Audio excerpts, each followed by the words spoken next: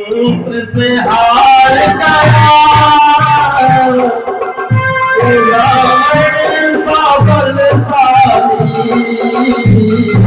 मंत्र से हार गया रावण मंत्र से हार गया रावण इस मंत्र में हार गया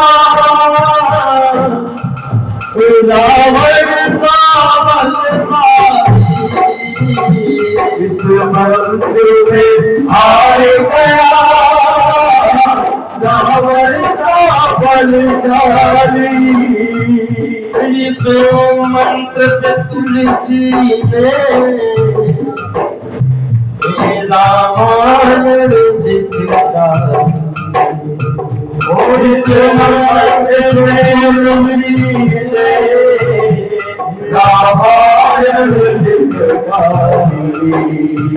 तो इस मंत्र को भूलना नहीं। आओ हम सब लोग बड़ी रफ्तार के साथ कहते हैं हरे राम हरे राम राम राम हरे हरे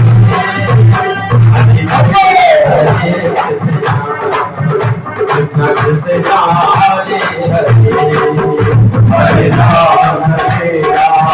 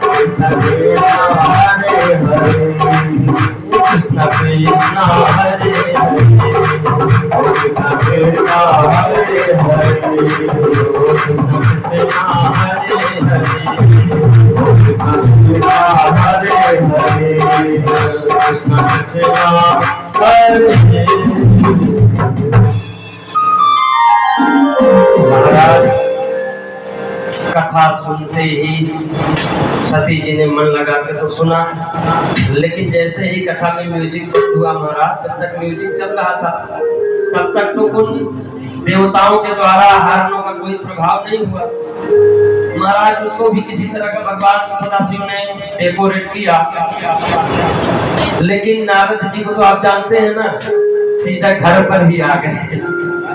नारद जी भगवान सदाशिव के सीधा घर आ गए और आके ही दरवाजे पर घंटी बजा दी। अब महाराज भगवान शिव ने कहा आप कौन आ गया भैया, जाओ जरा भैया कार्तिकेय, जाओ जरा देखो कौन आया है। जैसे ही दरवाजे के पास गए, कुंडली खोली, देखा कौन खड़ा, नारद जी। नारायण नारायण। महाराज आज तो आपने विभूति भी अभी तक नहीं रमाई, क्या बात है? अब भगवान कहते हैं महाराज विभूति क्यों रमाए, क्या कहीं जाना है क्या? उनको पता सब था, अरे आपको पता नहीं है? आपके ससुर जी के यहाँ इतना बड़ा प्रोग्राम हो रहा है, आपको कार्ड नहीं आया? बोले बाबा फिर बात बनाते हैं। कहते भाई आप दोनों को कोई कार्ड देता है क्या? आप लोग को तो बस ऐसे ही कार्ड तो उनको दिया जाता है जिनमें थोड़ा सा कुछ अंतर हो।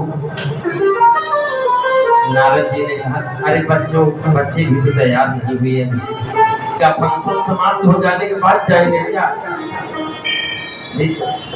नारद जी को भोले बाबा समझाते हैं, बोले भैया ऐसा करो, हमारा परिवार थोड़ा सा बड़ा है, आपके पास तो कोई परिवार है नहीं, आप अकेले तुरंत नहाए 2 लोटा पानी और चल दिए। हमारे पास परिवार बड़ा है, आप चलो तब तक व्यवस्था देखो, हम तो उस घर के दामाद हैं, हमको कोई वहां जाके व्यवस्था थोड़ी देखनी है। आप सब व्यवस्थापक के रूप में जा रहे हो और मैं तो महाराज तक जाऊंगा। आपको पता नहीं कि ससुराल में दामाद जो है वो बहुत विशिष्ट होता है ना। भोले बाबा ने नारद को समझाया, नारद जी चले गए। अब सती जी कहती हैं कि क्यों भाई, चलो ना, आओ चलते हैं। भोले बाबा कहते हैं चलते तो, लेकिन अगर पिताजी एक बार झूठ को भी अगर किसी से संदेशा भी कहला देते तो हम लोग 2 दिन पहले से चल के वहां बैठते। लेकिन पिताजी तो कुछ बोले नहीं। तो जो शास्त्र कहते हैं ना सती, हम सब गृहस्थियों को शास्त्र आज्ञा पर ही चलना चाहिए। जो शास्त्र आज्ञा ना दे वो कार्य नहीं करना चाहिए।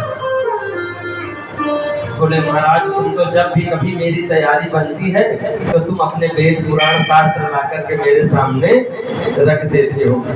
तुम्हारी बस चले तो मैं कभी अपने पिताजी के घर जाऊं।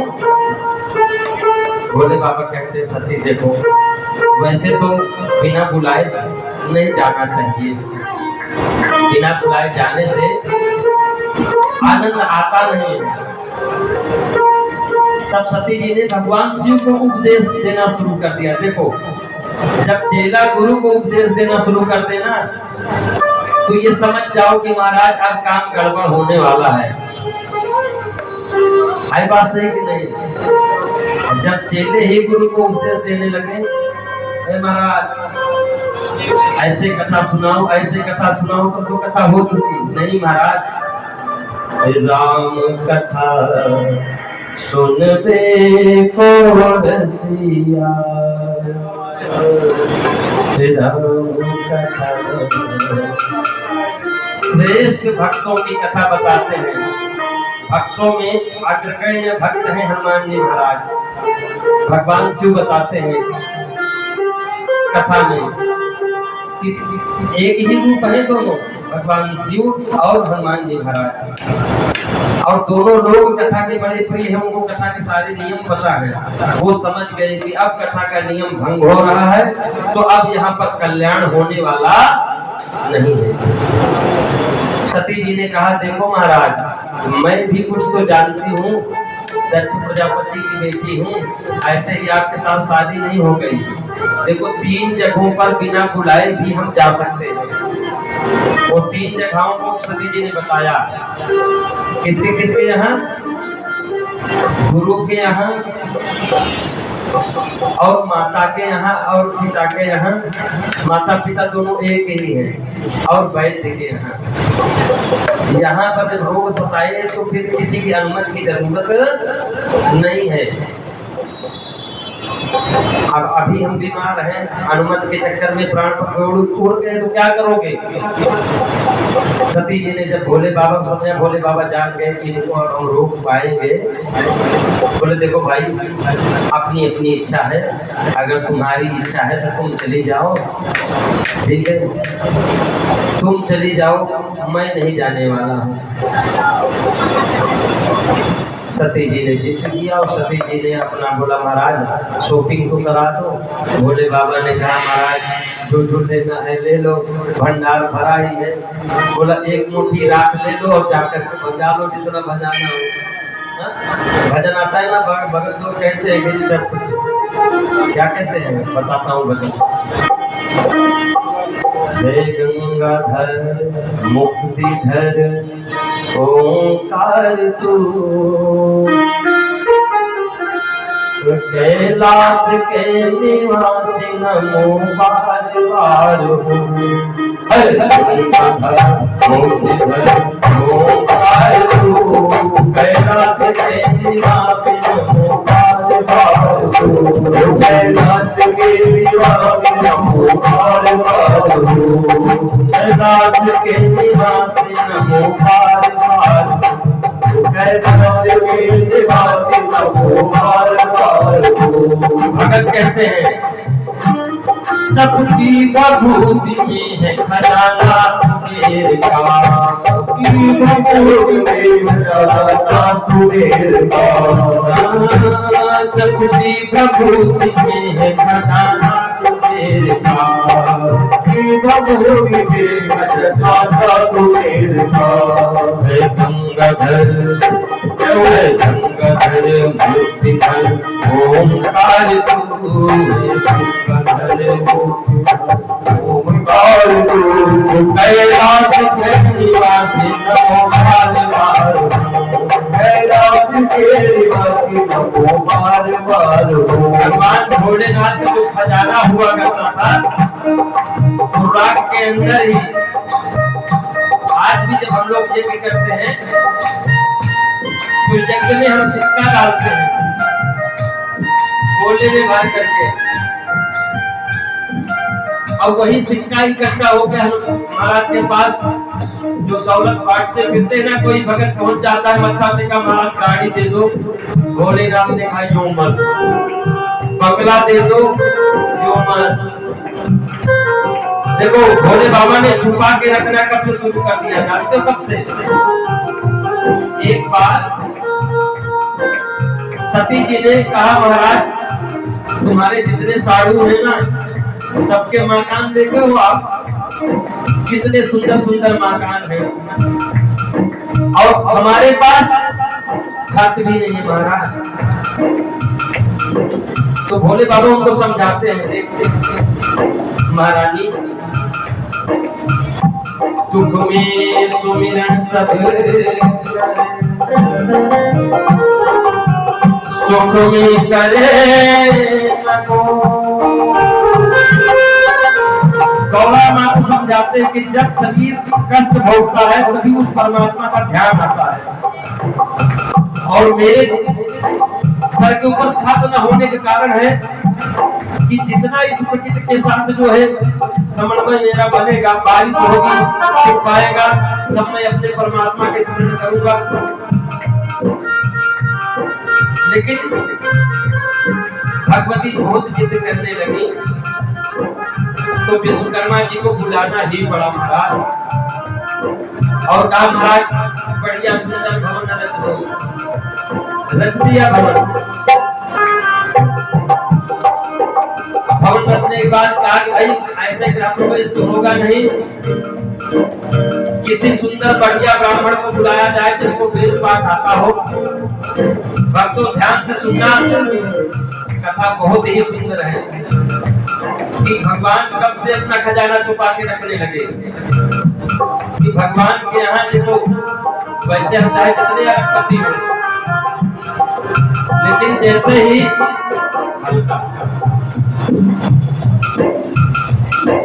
जैसे ही महाराज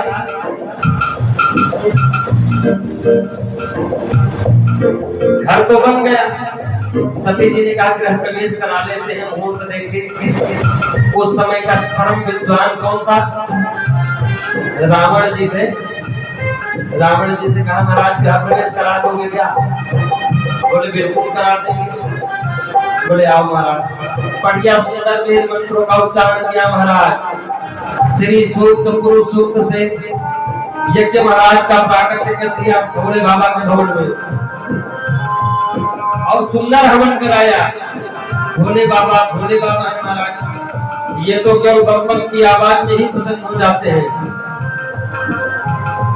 रावण के वेद मंत्रों से इतना प्रसन्न हो गए, बोले पंडित जी महाराज जो मांगना चाहो दक्षिणा मांग लो। देखो महाराज इस घटना के बाद से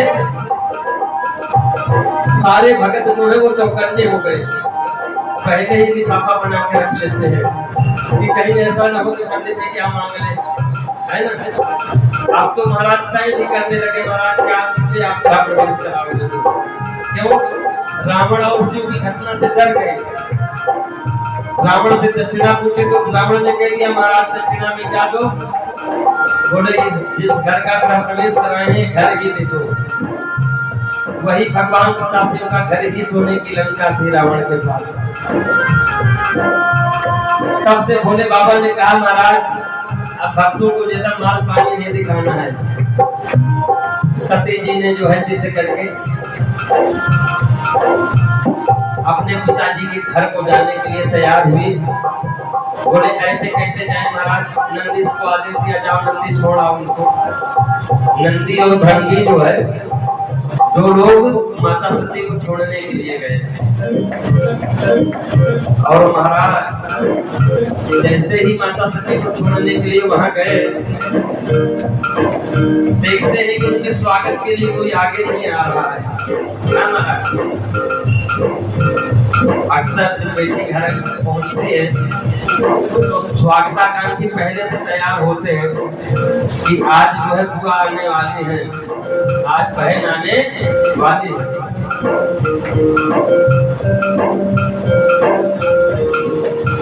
महाराज सती को वहां मान नहीं मिला और सती के मान न मिलने पर महाराज नंदी और भृंगी को बुरा तो लग रहा था, लेकिन वो बेचारे चुपचाप जाकर एक कोने जो है कुर्सी पर बैठ गए। सती की जितनी बहनें हैं ना, कितनी बहनें हैं? 15 बहनें हैं। और जो मिले ना सती से तो ऐसे तिरछा देखे और मुस्कुरा दे। कोई बोले ना, कोई ये भी ना पूछे कि बहन कैसी है, और आपस में ही खुसर खुसर करने लगे कि बहन देख, पिताजी ने निमंत्रण नहीं भेजा था, फिर भी सब ने इसी तरीके से सती जी को बुरा भला कहा था। लेकिन उसी समय देखा सामने से माँ चली आ रही थी। माँ का क्या नाम था महाराज? आकृति। आई, बड़े प्रेम से गले लगाया, छेद कुशल पूछा, वो कैसे हैं? और भोले बाबा, और तुम्हारी गृहस्थी कैसे चल रही है बेटा? केवल एक ने ही पूछा महाराज बस, मां ने, और वहां पर किसी ने, और पिताजी ने तो सती जी की तरफ देखा भी नहीं। बहाना करके अपना ये काम वो काम ऐसे देखो। यज्ञ में सब लोग गए थे महाराज, लेकिन कौन नहीं गया था यज्ञ में? ब्रह्मा जी नहीं गए थे।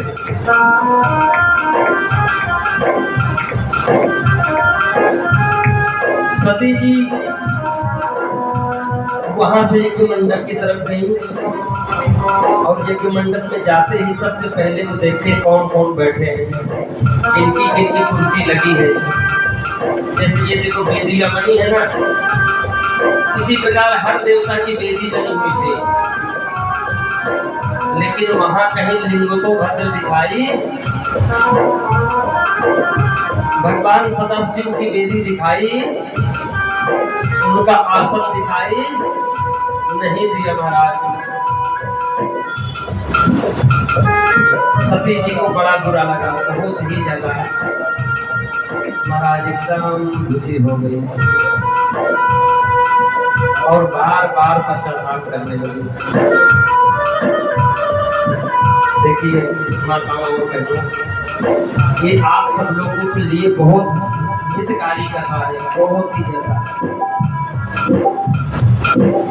पत्नी के जीवन में पति से बड़ा गुरु कोई होता नहीं है। जो हम श्लोक बोलते हैं ना, तुम्हें माता च पिता तुम्हें वो बंधु सखा तुम्हें, गुरु ब्रह्मा गुरु विष्णु गुरु देवो महेश्वरा गुरु साक्षात परब्रह्म। सीता जी को अनुसुईया माता ने भी इसी तरीके से बहुत समझाया था कि स्त्री के पास केवल एक ही धर्म है, एक ही धर्म एक व्रत नेमा, कि पति की आज्ञा का पालन करे। हम लोग पानी ग्रहण संस्कार कराने जाते हैं ना, तो भोलेनाथ के इन वचनों को, क्योंकि सबसे पहला विवाह भोलेनाथ और माता पार्वती का हुआ, यज्ञ मंडप पर कहते हैं कि सारे धर्मों को छोड़ दो, लेकिन पतिव्रत धर्म तुम्हारा छूटना नहीं चाहिए। एक बार भले ही आप किसी देवता को जल चढ़ाने ना जाओ, मंदिर में मत्था टेकने ना जाओ, लेकिन पति के विरुद्ध कार्य मत करना। नहीं, अधोगति प्राप्त होने से कोई रोक नहीं सकता। ये आपके लिए आज की इस कथा में मूल मंत्र है। और माताओं बहनों, आप जितने दिन कथा सुनने आओगे ना, इसी प्रकार के कोई ना कोई औषधि आपको प्राप्त होगा, जिससे आपका जीवन। ये ग्रंथ है किस लिए? ये ग्रंथ इसीलिए तो बने हैं महाराज कि इनके माध्यम से हमारे जीवन में परिवर्तन।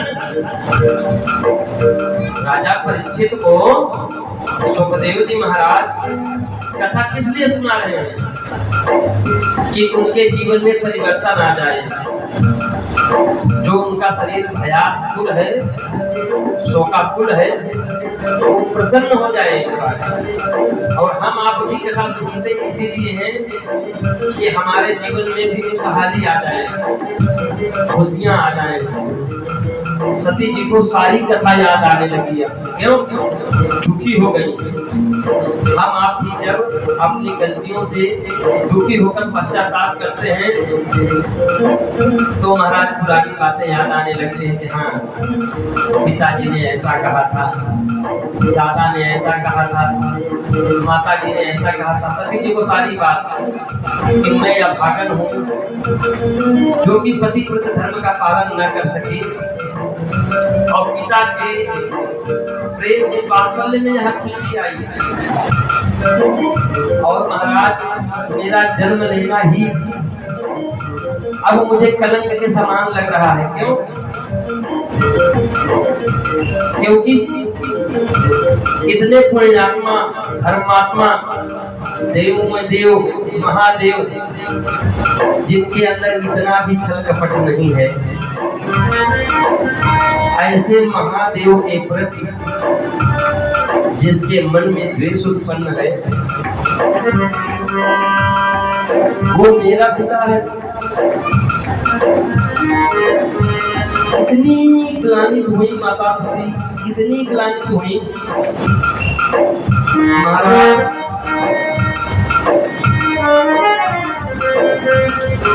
उनको संसार में जितने मार्ग है ना, कोई भी मार्ग उनको प्रकाशित नहीं दिखाई दे रहा है। जिधर देख रही है अंधेरा ही अंधेरा।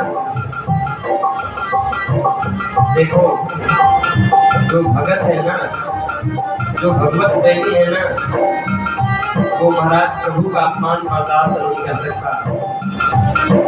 राम के विषय में गलत सुनते ही तुरंत वो गर्दन कटाने के लिए तैयार हो जाता है। आज माता सती जी, उनके लिए तो राम भी सदाशिव, श्याम भी सदाशिव। सताशिव के अपमान को देख करके सहन नहीं कर पाई उनके अपमान की विरह वेदना। और महाराज उसी समय यज्ञ कुंड की जलती हुई अग्नि में उन्होंने अपने आप को जो है आहुति करने का जो है प्रण निश्चय कर लिया कि मैं जाकर के क्या मुख दिखाऊंगा, कैसे जाऊंगा। पावन परमेश्वर के सामने कैसे जाऊं? महाराज माता सती विवश होकर के जो है उस यज्ञ कुंड में अपने आप को समर्पित कर देती है। महाराज जैसे ही माता सती यज्ञ कुंड में समर्पित होती हैं, उसी समय हाहाकार मच जाता है चारों तरफ।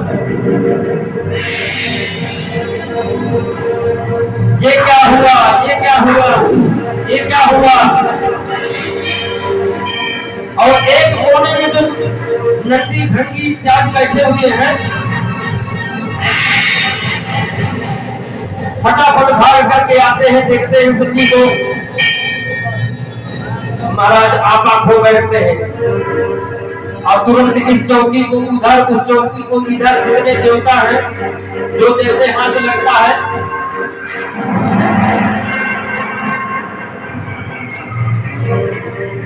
महाराज इधर नारद जी भागे भागे जाते हैं, भगवान सदाशिव को सूचना देते हैं महाराज ऐसी घटना घट गई। महाराज आज तो गजब हो गया। सदाशिव सती विरह को सहन नहीं करते, तुरंत अपने जटा से एक जटा उठाते हैं और पृथ्वी पर पटक देते हैं और पटकते ही महाराज देखते वीरभद्र शिव स्वरूप विकराल स्वरूप धारण करके वही प्रकट हो जाते हैं।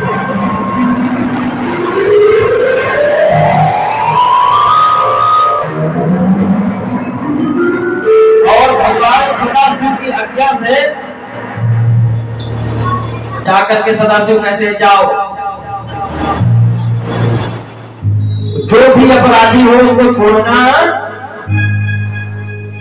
अब यहाँ से वीरभद्र जाते हैं महाराज,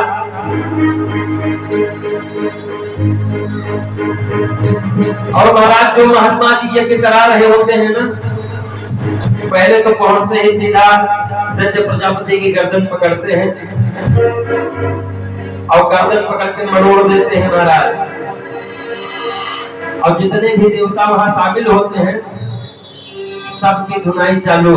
महाराज जितने देवता हैं सब अपना अपना प्राण बचा के भागने लगते हैं।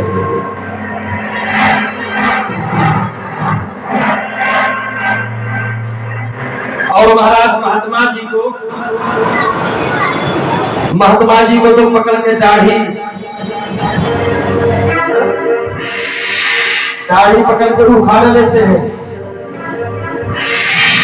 महाराज भगवान सदाशिव के आप ये कराओगे, और जहां भगवान सदाशिव का अपमान होता है ना महाराज, तो वहां कोई भी देवता प्रसन्न होते नहीं है। सारे देवता भाग भाग के कहां पहुंचे महाराज? भागते भागते सब ब्रह्मा जी के पास पहुंचे। पिताजी पितामह, अरे क्या बात है बच्चों, क्या बात है? ये तुम्हारे गाल में लालिमा कैसी है? ब्रह्मा जी पूछते हैं ये आंख कैसे सूजी हुई है तुम्हारी दाहिनी वाली? ये ऊंट कैसे सूजा हुआ है? पहले पूछते हैं देवता लोग, कहते हैं महाराज पूछो मत। महाराज गए थे तो हम खीर पूरी खाने निमंत्रण गए थे, लेकिन हमें क्या पता कि निमंत्रण में लात भूसा मिलेगा।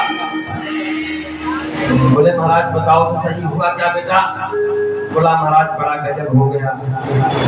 वो महादेव जी है ना, महादेव जी, उनका तो परिवार उजड़ गया महाराज। और वो क्रुद्ध होकर के महाराज उनके जो है सैनिक दक्ष यज्ञ की जो है महाराज एकदम दक्ष यज्ञ का एकदम विध्वंसीकरण कर दिए महाराज। और दक्ष प्रजापति का भी वीरभद्र जी ने क्या किया महाराज? गर्दन जो है धड़ से अलग कर दी।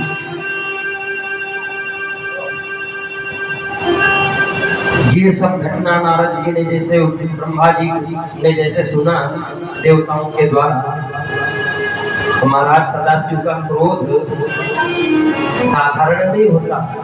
जो भी सामने आता है भस्म जरूर। उस समय दक्ष प्रजापति का सारा यज्ञ कार्य सारा सब विध्वंस हो गया। देखो महाराज ब्रह्मा जी को साथ में लेकर के जितने देवता थे सब सीधा सदाशिव के पास पहुंचे और वहां जाकर के भगवान सदाशिव से प्रार्थना करते हैं। ठीक है, आइए भगवान सदाशिव से क्या प्रार्थना करते हैं? भगवान शिव से प्रार्थना करते हैं कि कृपा की न हो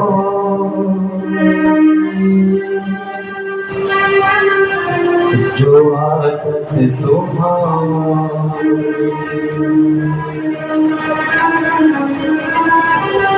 तो सोनी ही रहती अदालत तुम्हारी, कृपा की न हो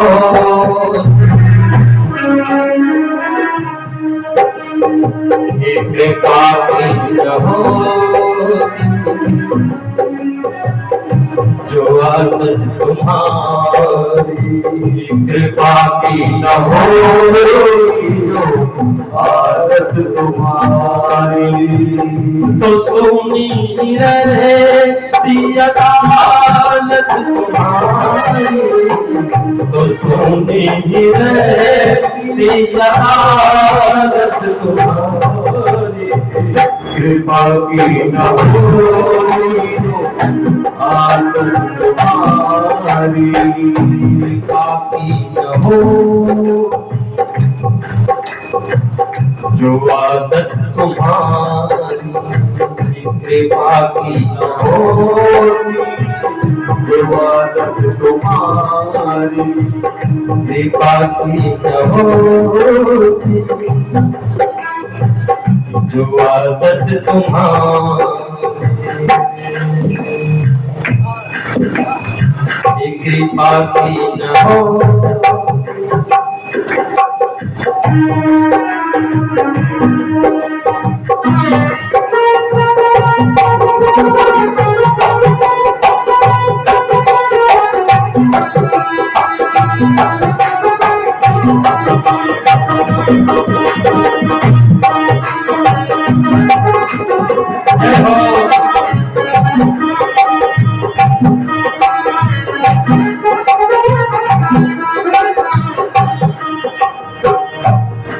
और ब्रह्मा जी कहते हैं महाराज, जो तीनों के दिल में जगह तुम न पाते, जो तीनों के दिल में जगह तुम न पाते, जो तीनों के दिल में जगह तुम न पाते, जो तीनों के दिल में जगह तुम न पाते, तो किस दिल में हो,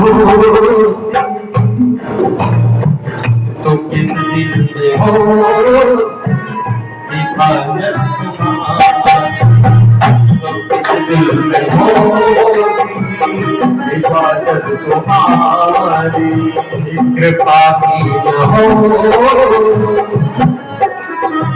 जो आदत तुम्हारी।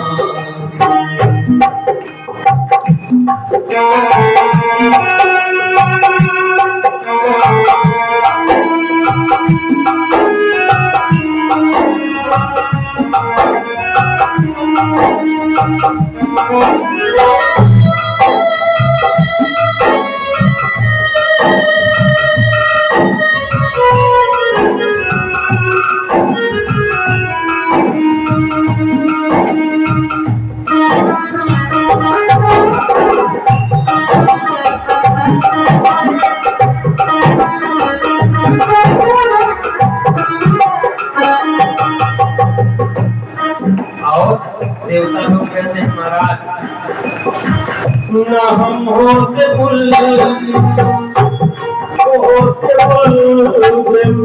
न तुम होते हाकिम, न हम होते न हम होते हाकिम, न हम होते न तुम होते हाकिम, न हम होते तुम होते हाकिम, न हम होते न हम होते न हम होते न तुम होते हाकिम, न हम होते न तुम होते हाकिम, न घर घर में हो इबादत तुम्हारी, न घर घर हो इबादत तुम्हारी, न घर घर में होती इबादत तुम्हारी, न घर घर में होती इबादत तुम्हारी, कृपा की कहो इबादत तुम्हारी, कृपा की न होती जो आदत तुम्हारी, कृपा की न हो आदत तुम्हारी, कृपा की न हो आदत तुम्हारी। और देखो सारे देवता प्रार्थना क्या करते हैं, देखो हम सबको भी बैठ करके प्रभु भोलेनाथ से, ये श्रावण का महीना है ना, इसी के अंतर्गत अधिक मास भी है, तो नारायण और भगवान सदाशिव का अनोखा मिलन है ये। हम सब लोगों को भी इसी समय प्रार्थना करनी चाहिए, ये भाव से, किस भाव से?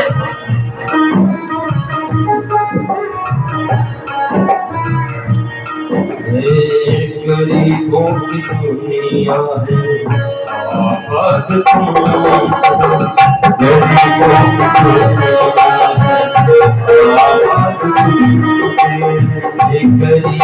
की दुनिया है आबाद तुमसे, गरीबों की दुनिया है आबाद तुमसे, गरीबों की दुनिया है आबाद तुमसे, गरीबों की दुनिया है आबाद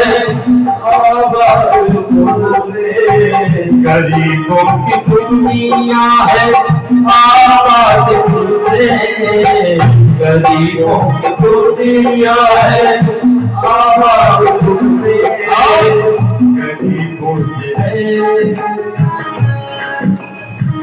गरीबों से है गरीबों से है बात तुम्हारी, गरीबों से है बात तुम्हारी, कृपा की हो आदत तुम्हारी, कृपा की हो आदत तुम्हारी, सुनी रहती अदालत तुम्हारी, सुनी रहती अदालत तुम्हारी, कृपा की हो आदत तुम्हारी, कृपा की हो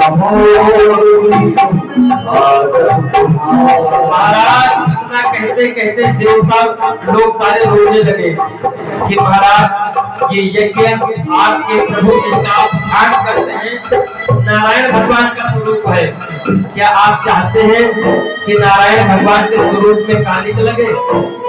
नहीं चाहते ना, रोने लगे। क्या कहते हैं? तुम्हारी ही उल्फत के बिंदु है, तुम्हारी ही उल्फत के बिंदु है,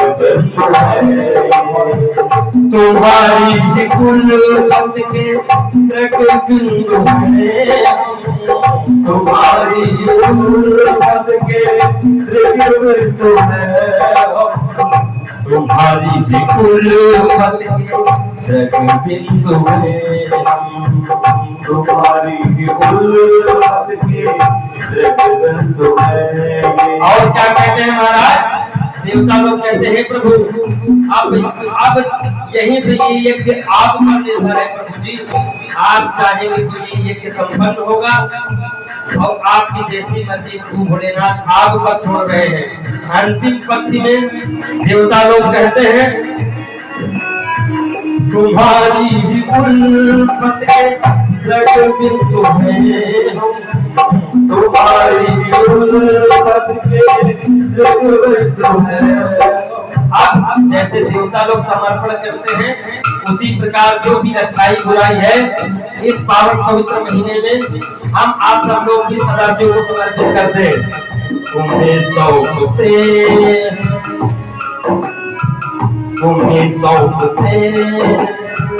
अमानत तुम्हारी, तुम्हें सौंपते अमानत तुम्हारी, तुम्हें सौंपते अमानत तुम्हारी, तुम्हें सौंपते अमानत तुम्हारी।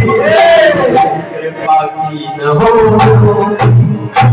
आदत तुम्हारी, कृपा की न हो आदत तुम्हारी, तो सुनी ही रहती आदत तुम्हारी, तो सुनी ही रहती आदत तुम्हारी। कृपा की न हो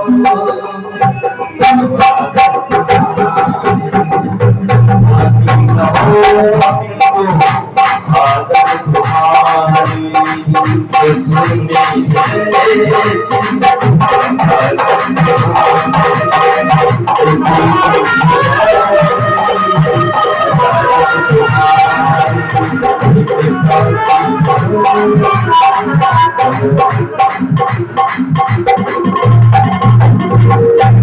बोलिए शंकर भगवान की जय। जय श्री राम, जय जय श्री राम, जय जय श्री राम। इस प्रकार महाराज जी देवताओं के द्वारा शंकर जी की मना करके शंकर जी को और उस दक्ष यज्ञ के पास ले जाया गया। और देखो प्रभु करुणा सागर है, इसीलिए हम सब लोग जब भी कभी पूजन करते हैं कोई मंत्र याद हो ना हो, लेकिन एक मंत्र लगभग हर भगत को याद रहता है। कौन सा मंत्र? कर्पूर गौरम करुणावतारम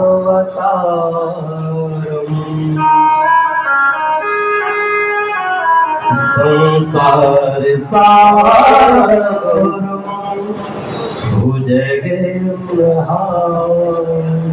इन्हीं मंत्रों से देवताओं ने भी सदाशिव को प्रसन्न कर दिया, मना लिया।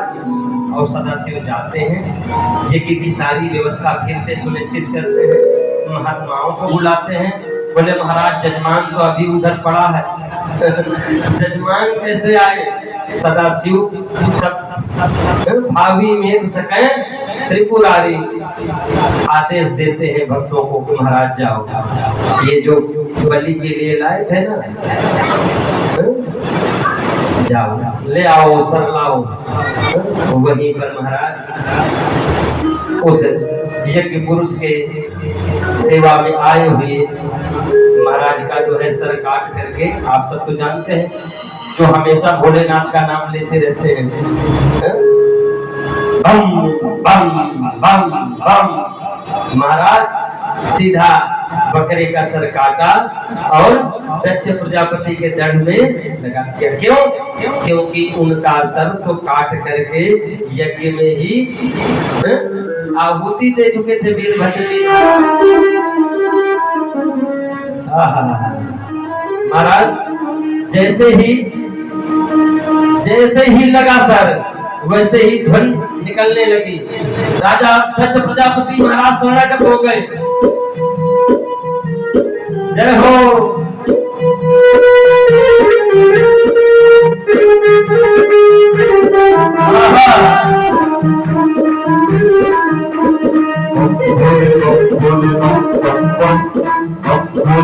मेरे के सामने प्रजापति के साथ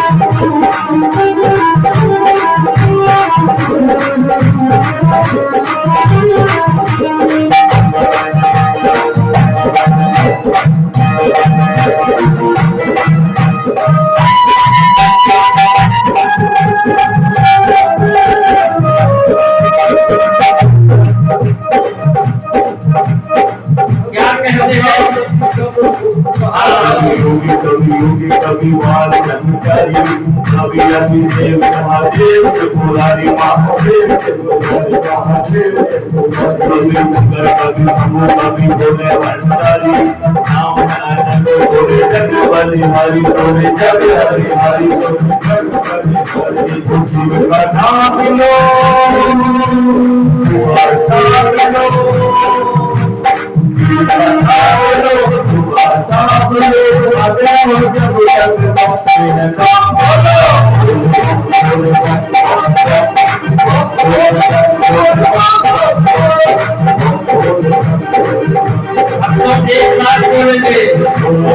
नमः शिवाय ओम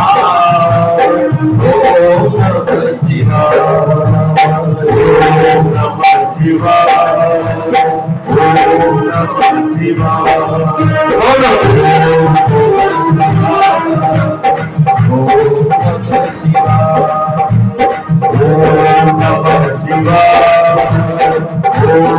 नमः शिवाय ओम नमः शिवाय ओम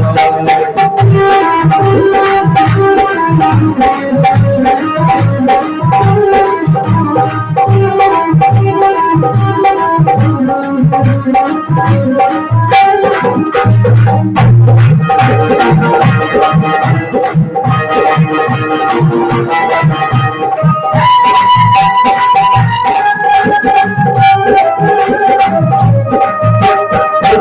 प्रजापति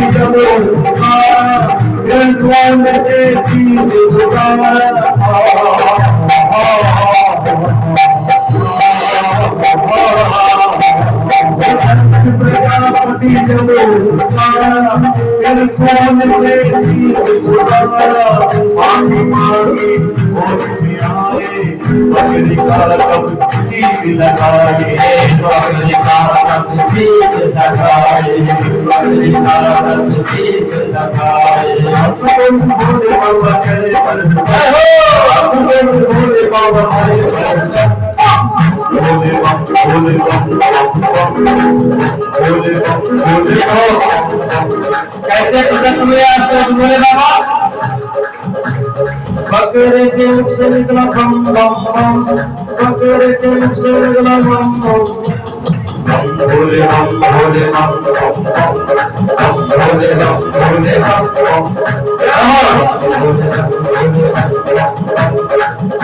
देखो भोले बाबा बड़े कृपालु हैं इतने कृपालु हो महाराज इस दक्ष प्रजापति के मुख से जैसे बम बम निकला ना उसी समय सारे अपराध भूल गए और अपराध औलाद में उनको गले से लगा दिया कि महाराज जाओ देवताओं ने बता दिया कि भाई अब भोले बाबा आप नाराज मत होना इस यज्ञ का जो भी बगैर आपके यज्ञ पूर्ण होगा नहीं इस यज्ञ में जितनी भी सामग्री बच जाएगी ना महाराज वो सब आपकी ही है भोले बाबा ने कहा चलो भाई कोई बात नहीं आज के बाद किसी भी यज्ञ में चाहे मेरा साथ दोगे या नहीं दोगे यज्ञ मेरा ही तो स्वरूप है मेरे नारायण सुखमय को मैं तो उनके सुखमन से ही प्रसन्न रहता हूँ इसीलिए जो यज्ञ की राख है ना हम सब लोग जाके गंगा जी में जाके डालते हैं कि भोले बाबा को प्राप्त हो जाए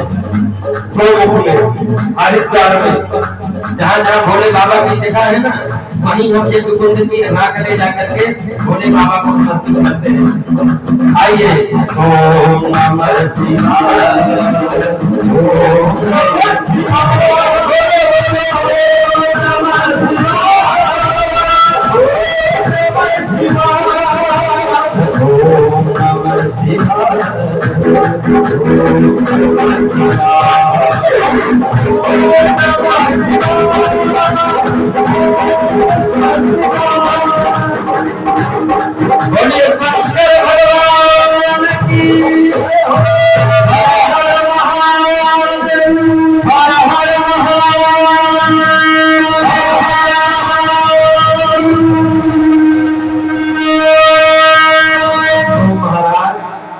बाबा किसी जय जयकार से ही प्रसन्न होते हैं जैसे इतने भगत मिलके हर हर महादेव के ना वो कैलाश से डोलते हुए भागते हुए यहाँ विराजमान हो गए।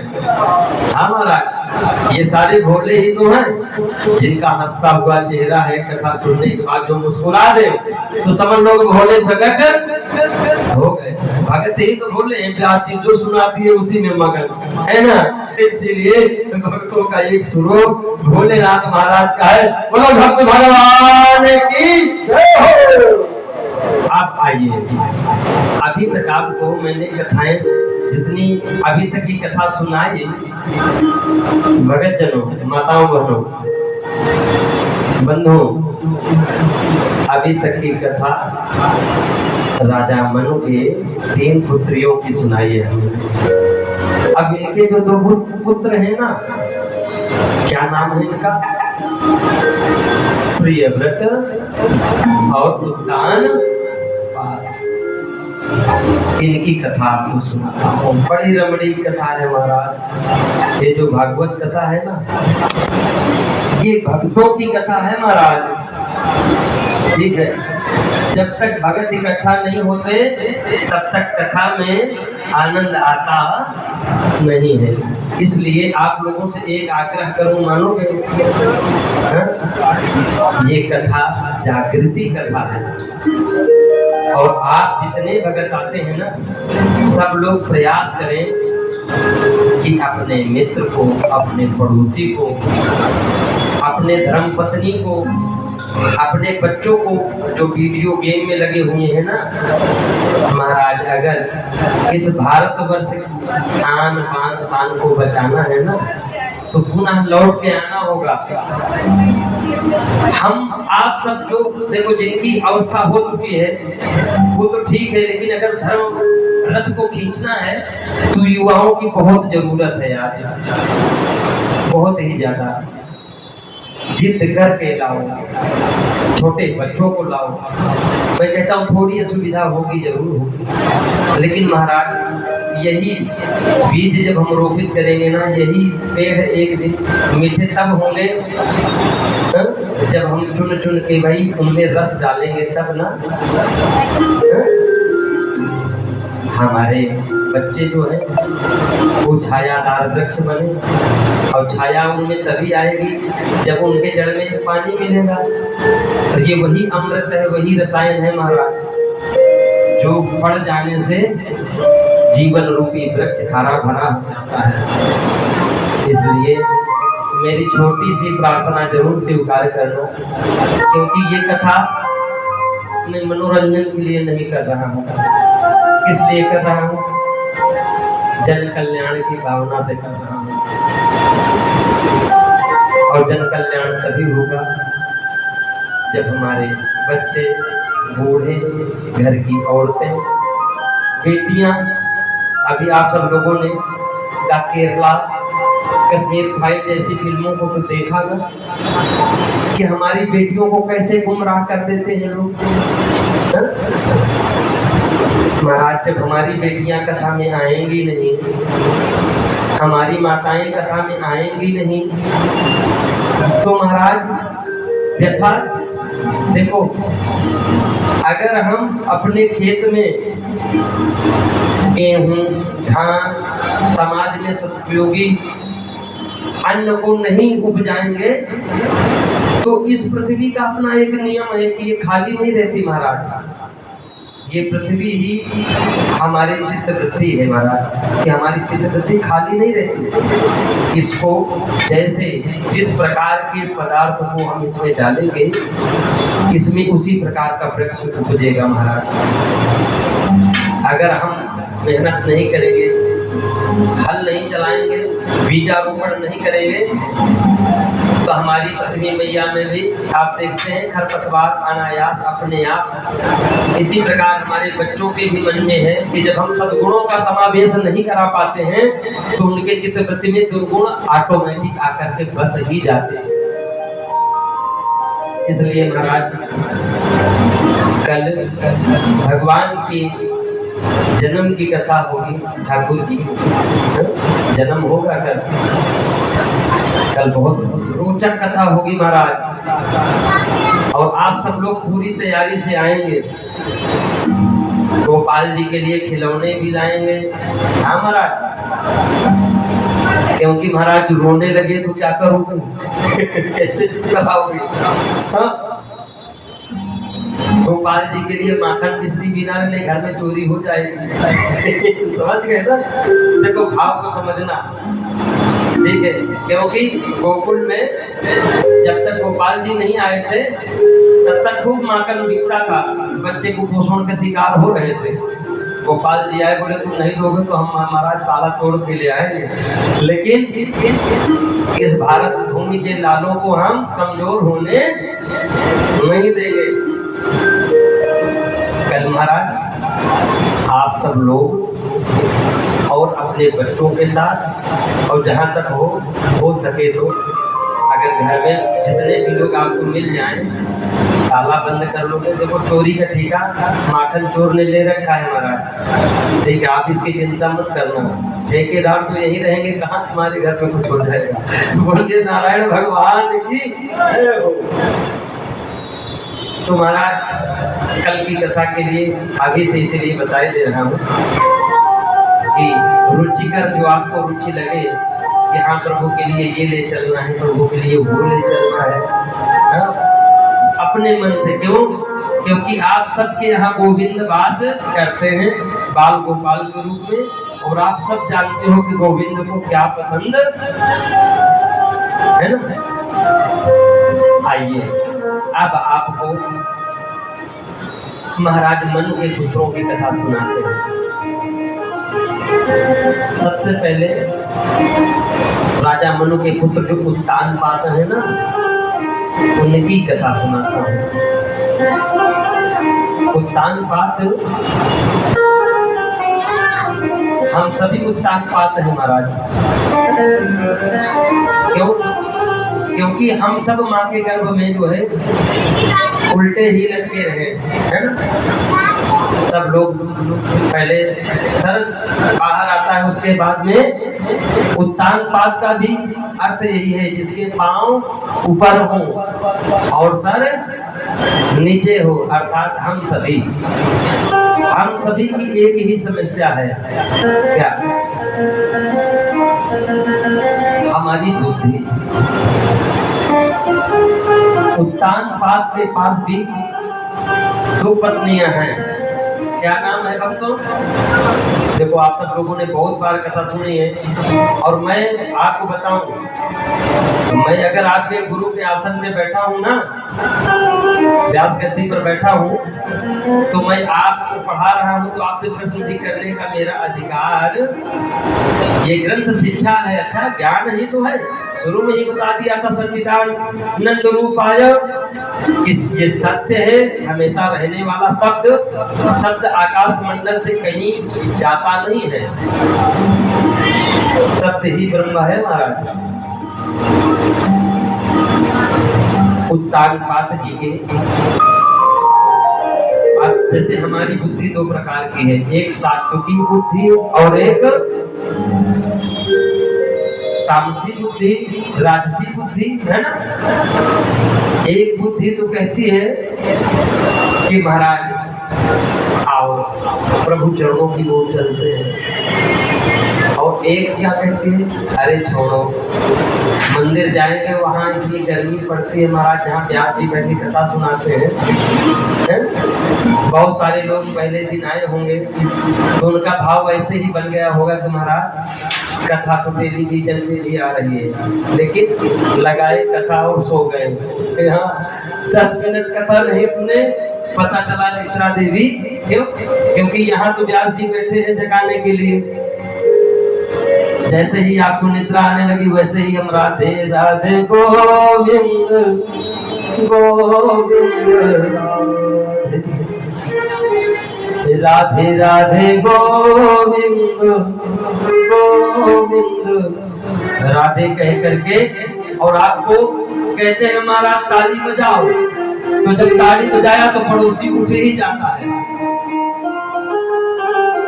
अब आपको बताते हैं कि सुनीति और सुरुचि में अंतर क्या है। सुनीति है भगवान के चरणों में लगने वाली न्यारी प्यारी दुलारी बुद्धि। और सुरु जी है राजसी ठाट बाट में लिप्त बुद्धि। हमारे शरीर को हम बुद्धि के अनुसार ही चलते हैं। ये जैसे कहते हैं ना कि चलो आओ होटल में चलते हैं तो हम भाग के चले, आओ फिल्म देखने चलते हैं हम भाग के, महाराज आओ आज तो क्या करेंगे महाराज, आज घर में खाना नहीं बनेगा, किधर होगा भाई, आज तो होटल में जाएंगे, चल देते हैं। ये कौन है? यही तो सुरु जी है महाराज।